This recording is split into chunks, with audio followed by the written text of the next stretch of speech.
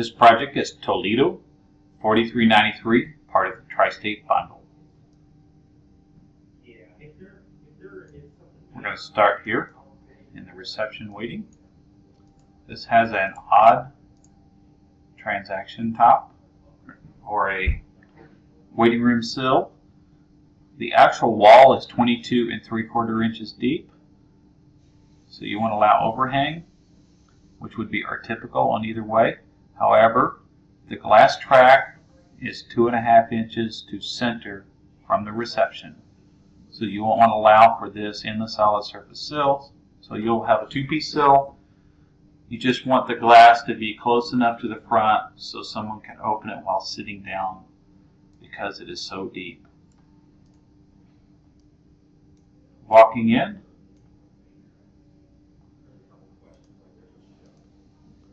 we have a solid surface cap that we'll want replaced on this wall. There's your dimension. They want P-lam tops in a U shape here.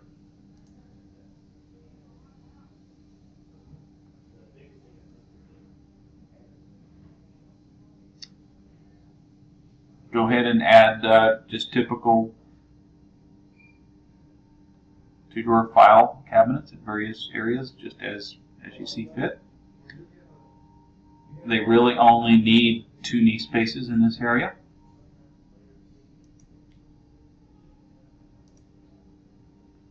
Over here we have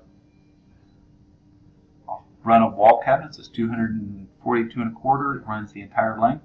That will need to be replaced. Over in this area we are calling this a multi-purpose room.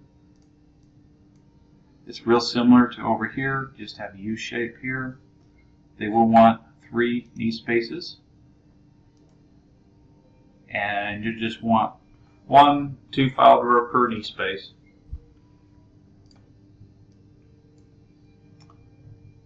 The picture shows that there is a transaction top here. There is not going to be a transaction top here. The GC is going to build this wall full height. That's all there is in here. Coming on around, we got a lab prep. They don't want any wall cabinets in here. They're pretty much matched existing. Do a typical lab prep with the dirty sink, except you're going to allow a 22-inch opening for trash. If the cabinet layout works to get a 25-inch opening, that would be preferred. Then if they ever decide to put a refrigerator under there, they could do that in this place. Okay, we're going to go over here to the center islands. What we are going to be doing here, I'm going to go to the pictures so you can see this easier.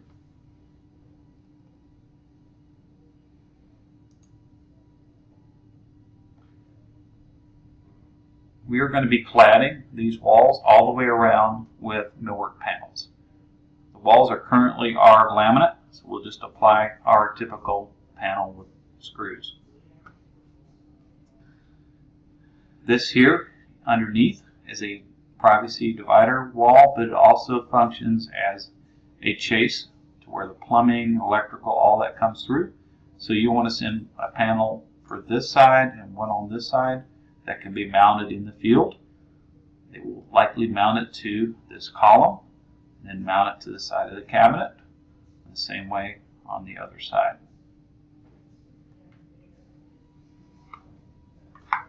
This is a dirty sink, so you will want to provide our typical glass partition, and the glass will run the full length to the end of the cabinet. Same way we want the glass in the back on these 2 sides.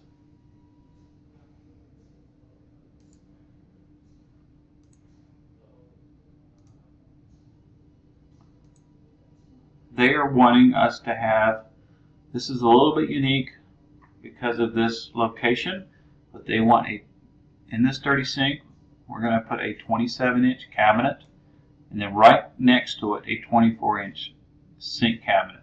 But this is only to provide filler space and to give them more room to keep them from storing anything below a dirty area. The dirty sink goes into the 27-inch sink. The 24-inch does not get a sink. And then you'll want the glass divider behind the sink like we talked about, and match the cabinet length for the length of the glass. So the glass would come here and turn the corner here, do an L shape.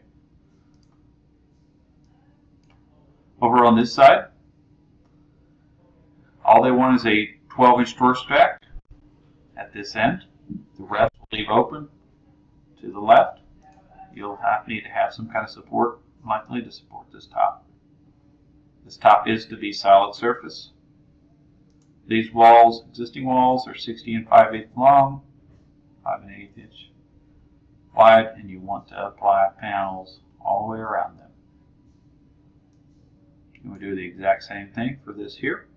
Note this drawing is showing it going all the way through. It doesn't. These are two separate stations, but they are identical, just reversed. You will do the exact same thing over here like we discussed. Then we have a little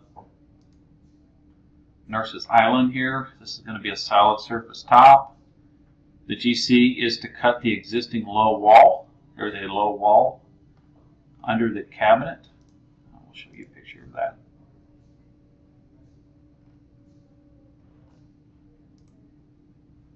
There's a low wall here that's built.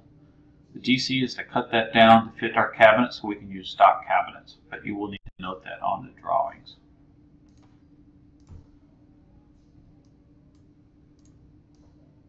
There's a little notch here.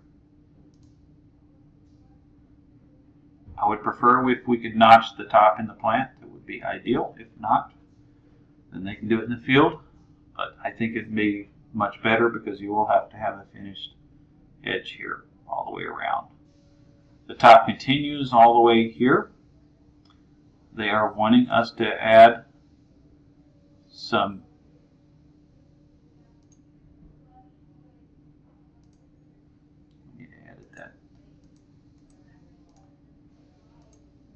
at this end. They want some door cabinets.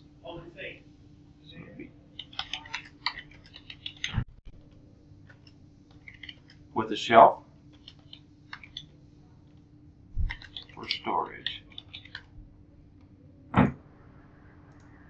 That is on this here only.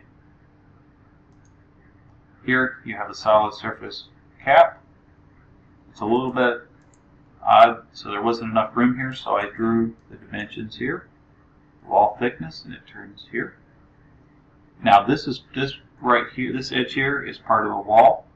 So you don't really see it until you see a little corner there for the overhang, so you need to have a little finish there and a finish here where it extends out. Okay, we'll keep going. We have another center island here. Pretty much this is just a stand-up pipe. They want a solid, this is to be a solid surface top. They're going to want a one drawer stack, and then the rest of this area here is to be knee space on this side as well as knee space here. And so you'll want to put a privacy panel, and then depending on what this length is, you're going to want to have to put some kind of a support panel. So just like a regular panel would be totally fine. At the end, they want 0.5A cabinets to run perpendicular, and that will need to be centered, and you will want to run a privacy panel all the way out here to the typical, same way here. And there will be approximately 5-inch overhang on either side of the 0.5A cabinet, and again you have the same thing on this end. Over here, they are completely replacing all of this. They want a 75-inch run. It's a dirty, clean. You have the dirty sink on the right, clean sink on the left, and you want a solid surface divider between the sinks. The sinks to be on each end, and then you're going to fill the center with drawers as many as you can get in. Okay, we are going to go to This is going to be the med prep. You're going to copy existing. They've already got the Helmer in there. The dimension I have here is wall to wall, so you want to subtract 30 inches for the Helmer. I did not subtract for the Helmer, so make sure you subtract it from this dimension.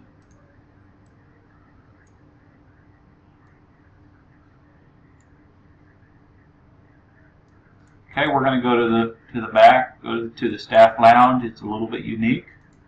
Staff lounge is to be this run on this wall is to be 88 heights, typical.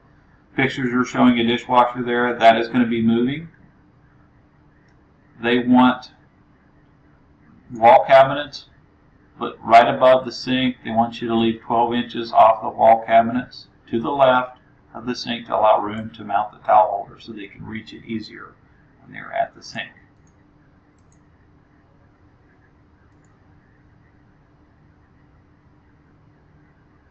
And we're just allowed 36 inches, but we are putting a 96-inch run, typical run. Plumbing, of course, is 88 inches.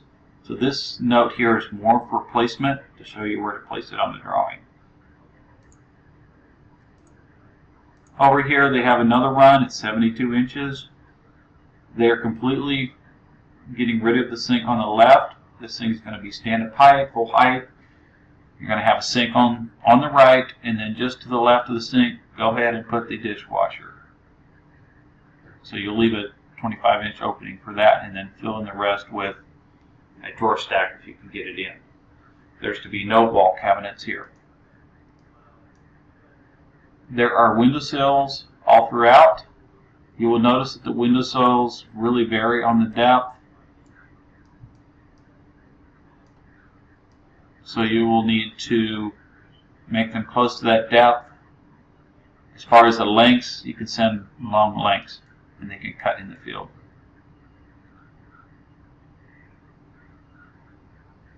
This one, we're replacing the treatment tops only, and I have the counts. They're 13-inch deep tops, and there's your counts.